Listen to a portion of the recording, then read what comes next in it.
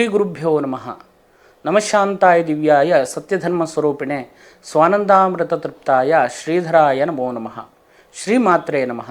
ನಮಸ್ಕಾರ ವೀಕ್ಷಕರೇ, ವಿನಾಯಕ್ ಆಸ್ಟ್ರೋ ಟಾಕ್ಸ್ಗೆ ತಮಗೆಲ್ಲರಿಗೂ ಆದರದ ಸ್ವಾಗತ.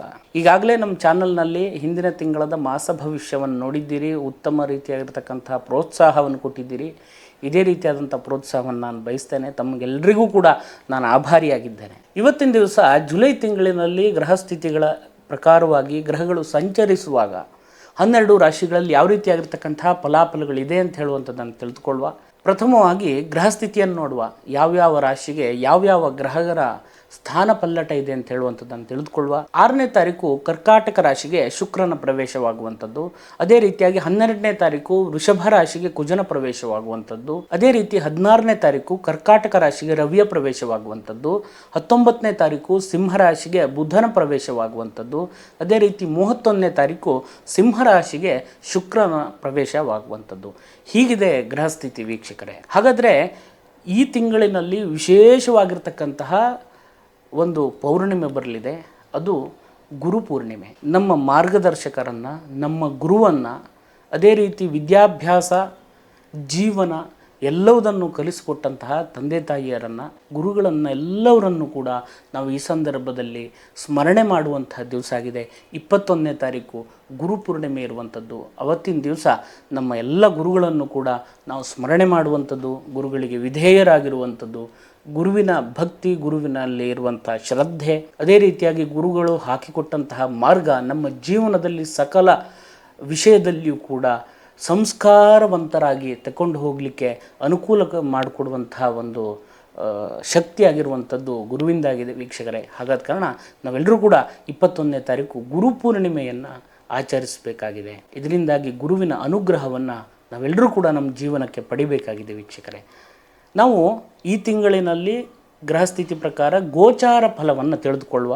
ಇದು ಗೋಚಾರ ಫಲವಾಗಿರುವುದರಿಂದಾಗಿ ನಿಮ್ಮ ವೈಯಕ್ತಿಕ ಜಾತಕದಲ್ಲಿ ದಶಾಭುಕ್ತಿ ಫಲ ಇರಬಹುದು, ಅಥವಾ ಗೋಚಾರ ಫಲವು ಕೂಡ ಇಂಡಿವಿಜುವಲ್ ಆಗಿರ್ತಕ್ಕಂತಹ ಜಾತಕದಲ್ಲಿ ಫಲಗಳು ಬೇರೆ ಇರ್ತವೆ. ನಿಮ್ಮ ಜಾತಕವನ್ನು, ಜನ್ಮಕುಂಡಲಿಯನ್ನು ನುರಿತ ಜ್ಯೋತಿಷ್ಯರಲ್ಲಿ, ದೈವಜ್ಞರಲ್ಲಿ ವೀಕ್ಷಣೆ ಮಾಡಿಕೊಂಡು ಪರಿಹಾರವನ್ನು ಕಂಡುಕೊಳ್ಳಿ. ಅದೇ ರೀತಿ ಗೋಚಾರ ಫಲವನ್ನು ನಾವು ಇವತ್ತಿನ ದಿವಸ ತಿಳಿದುಕೊಳ್ಳುವ.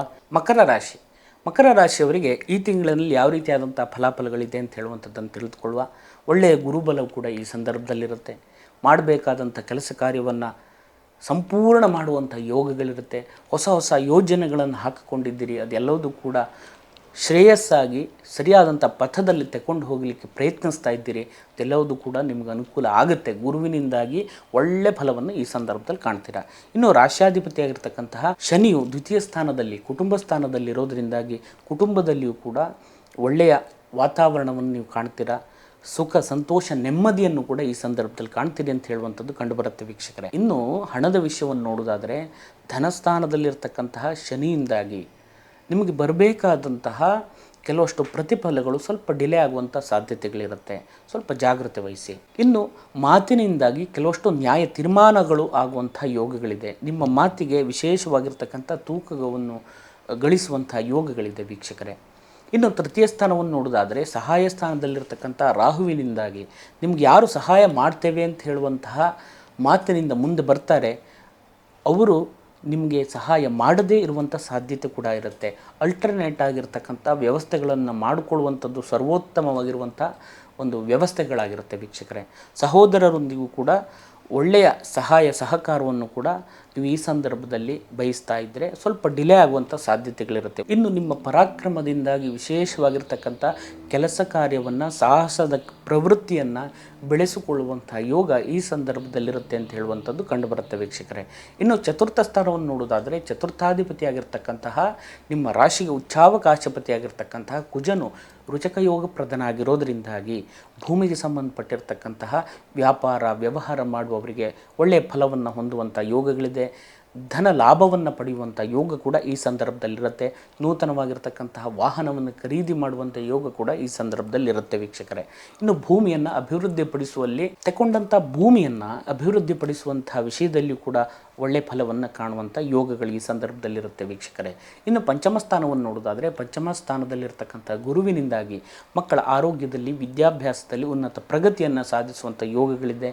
ಹೈಯರ್ ಎಜುಕೇಷನ್ ಮಾಡುವವರಿಗೆ ಒಳ್ಳೆ ರೀತಿಯಾಗಿರ್ತಕ್ಕಂಥ ಫಲಿತಾಂಶವನ್ನು ಅನುಭವಿಸುವಂಥ ಯೋಗಗಳಿದೆ.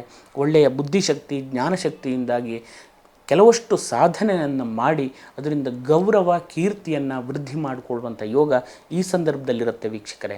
ಇನ್ನು 6ನೇ ಸ್ಥಾನವನ್ನು ನೋಡೋದಾದರೆ 6ನೇ ಸ್ಥಾನದಲ್ಲಿರ್ತಕ್ಕಂಥ ರವಿಯಿಂದಾಗಿ ಶತ್ರು ಬಾಧೆ ಶತ್ರು ಭಯಗಳಿಂದ ಯಾವುದೇ ಕಾರಣಕ್ಕೂ ಯೋಚನೆ ಮಾಡಬೇಕಾದಂಥ ಅಗತ್ಯಗಳಿಲ್ಲ.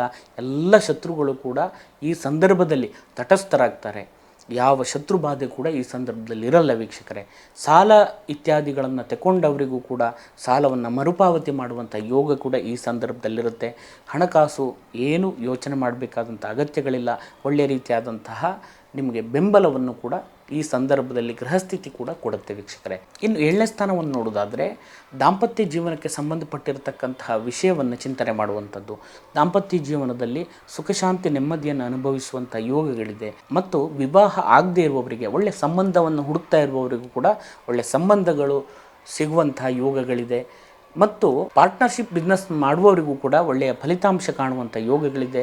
ಮತ್ತು ತೀರ್ಥಕ್ಷೇತ್ರಗಳಿಗೆ ಸಂಚಾರ ಮಾಡುವಂಥ ಯೋಗ ಕೂಡ ಈ ಸಂದರ್ಭದಲ್ಲಿರುತ್ತೆ. ಪುಣ್ಯ ಸಂಪಾದನೆ ಮಾಡುವಂಥ ಯೋಗ ಕೂಡ ಈ ಸಂದರ್ಭದಲ್ಲಿದೆ ಅಂತ ಹೇಳುವಂಥದ್ದು ಕಂಡುಬರುತ್ತೆ ವೀಕ್ಷಕರೇ. ಇನ್ನು 8ಮ ಸ್ಥಾನವನ್ನು ನೋಡಿದರೆ ಅಷ್ಟಮಾಧಿಪತಿಯಾಗಿರ್ತಕ್ಕಂಥ ರವಿಯು 6ಠ ಸ್ಥಾನದಲ್ಲಿರೋದರಿಂದಾಗಿ ಯಾವುದೇ ರೀತಿಯಾದಂತಹ ಅವಘಡ ಆಪತ್ತು ಭಯ ಭೀತಿಗಳಿಗೆ ಹೆದರಬೇಕಾದಂಥ ಅವಶ್ಯಕತೆಗಳಿಲ್ಲ. ಒಳ್ಳೆ ರೀತಿಯಾದಂಥ ಎನರ್ಜಿಯನ್ನು ನೀವು ಈಗಾಗಲೇ ಪಡ್ಕೊಂಡಿದ್ದೀರಾ. ಏನು ಹೆದರಬೇಕಾದಂಥ ಅವಶ್ಯಕತೆಗಳಿಲ್ಲ. ಭಯ ಭೀತಿಗಳೆಲ್ಲವೂ ಕೂಡ ದೂರ ಆಗುವಂಥ ಯೋಗಗಳು ಈ ಸಂದರ್ಭದಲ್ಲಿದೆ ಅಂತ ಹೇಳುವಂಥದ್ದು ಕಂಡುಬರುತ್ತೆ. 9ನೇ ಸ್ಥಾನವನ್ನು ನೋಡೋದಾದರೆ 9ನೇ ಸ್ಥಾನಾಧಿಪತಿಯಾಗಿರ್ತಕ್ಕಂಥ ಶುಕ್ರನು ಚಂದ್ರನ ಕ್ಷೇತ್ರದಲ್ಲಿರೋದರಿಂದಾಗಿ ಪುಣ್ಯ ಸಂಪಾದನೆ ಮಾಡುವಂತಹ ಕೆಲಸ ಕಾರ್ಯವನ್ನು ನೀವು ಬೇಕಾದಷ್ಟು ಮಾಡುವಂಥ ಯೋಗಗಳು ಈ ಸಂದರ್ಭದಲ್ಲಿರುತ್ತೆ ವೀಕ್ಷಕರೇ.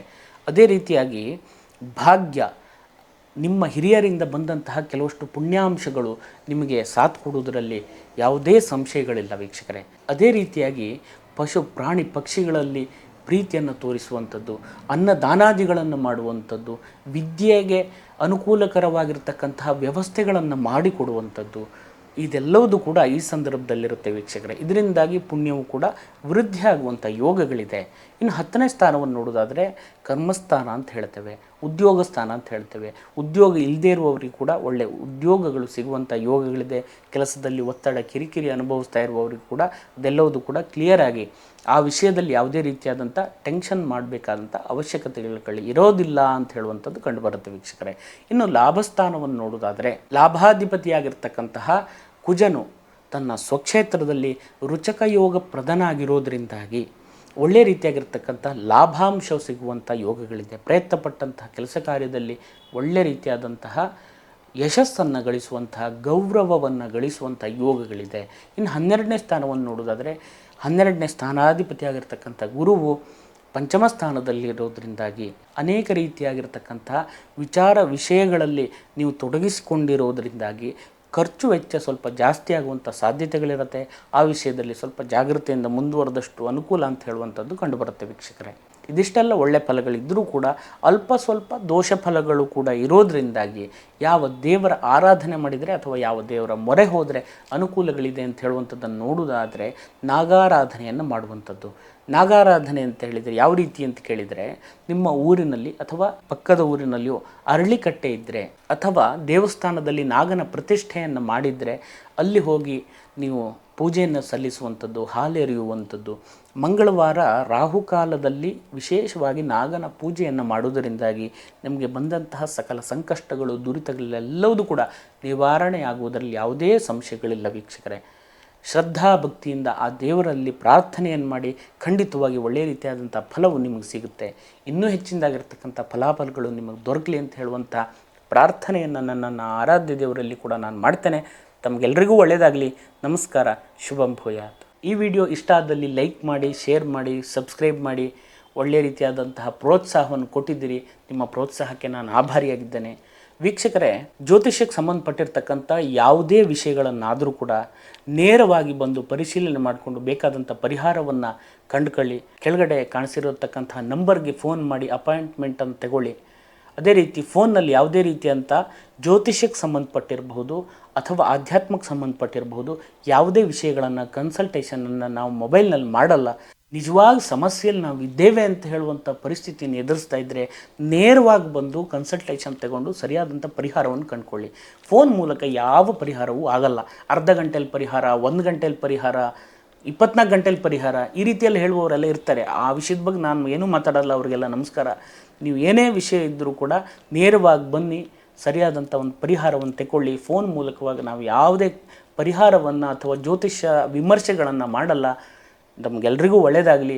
ನಮಸ್ಕಾರ. ಶುಭಂ ಭೂಯಾತ್.